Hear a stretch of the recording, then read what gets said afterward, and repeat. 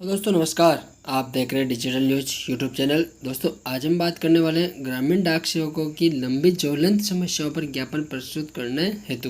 तो दोस्तों आखिर ग्रामीण डाक सेवकों की क्या क्या मांगे जो लंबी चल रही है उनको पूरा करना है, साथ ही ग्रामीण डाक सेवकों के सिविल सर्वेंट्स को लेकर भी यहाँ पर यूनियन की तरफ से बहुत बड़ा मुद्दा उठाया गया है। तो दोस्तों क्या है पूरी खबर वो हम आपको वीडियो के आगे बताएंगे। इससे पहले अगर आपने हमारे डिजिटल न्यूज यूट्यूब चैनल को सब्सक्राइब नहीं किया तो प्लीज़ सब्सक्राइब कर और सेट करें। तो दोस्तों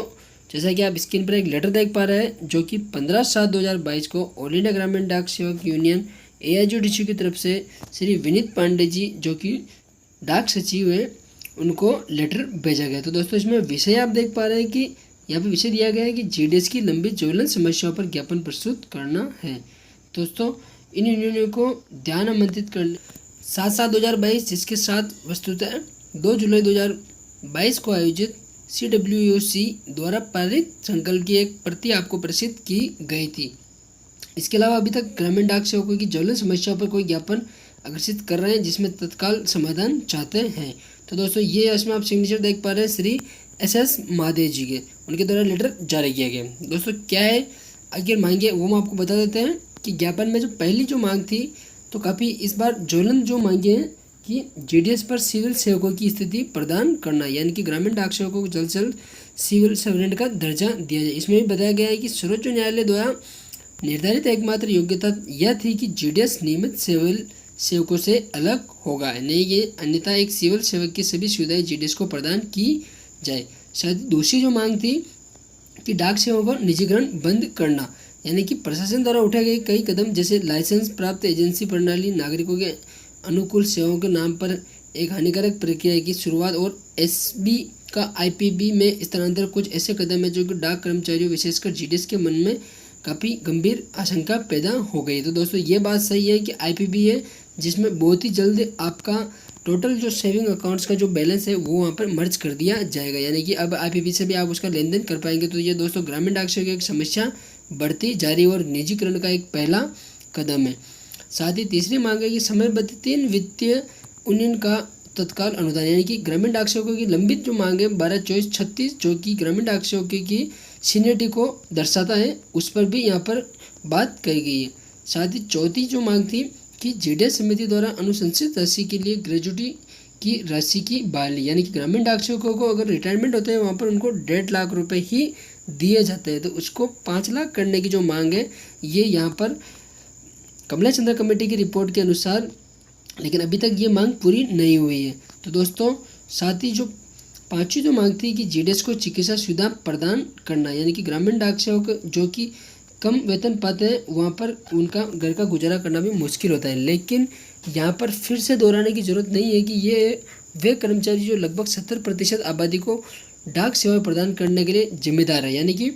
लेकिन ये दुर्भाग्यपूर्ण है कि इन कर्मचारियों को कोई चिकित्सा सुविधा उपलब्ध नहीं है। हम चिकित्सा सुविधाएं उपलब्ध कराने के 3 तरीके सुझाते रहे हैं कि CGHS के माध्यम से या ESI के माध्यम से या GDS को चिकित्सा नियमों के तहत ला करके उनको जल्द से सुविधा दी जाए। साथ ही छठी जो मांग थी वो है कि सेवानिवृत्ति की छुट्टी पर नकदीकरण योग्य, यानी कि 180 दिनों तक संचय की सुविधा के साथ प्रति वर्ष 30 दिनों की छुट्टी का अनुदान, यानी कि 180 दिनों तक नकदीकृत करने की अनुमति दी जानी चाहिए, यानी कि इस सिफारिश पर अभी अमल होना बाकी, यानी कि यह अभी की बात है कि प्रशासन ने अभी भी हर महीने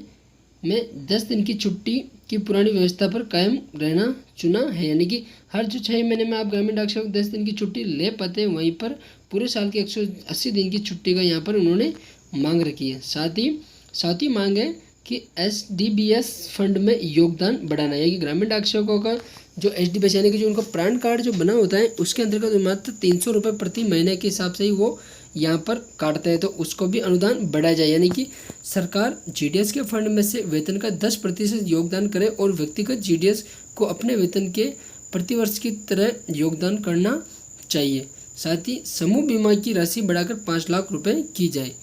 कि ग्रामीण डाक सेवकों को 50,000 रुपये के समूह बीमा की राशि बहुत कम है और इसे कम से कम 5 लाख तक बढ़ाने की आवश्यकता है, यानी कि तदनुसार योजना में योगदान को बढ़ाया जा सकता है। और हम अनुरोध करते हैं कि कृपया इस स्कोर में अवश्य कार्रवाई शुरू करें।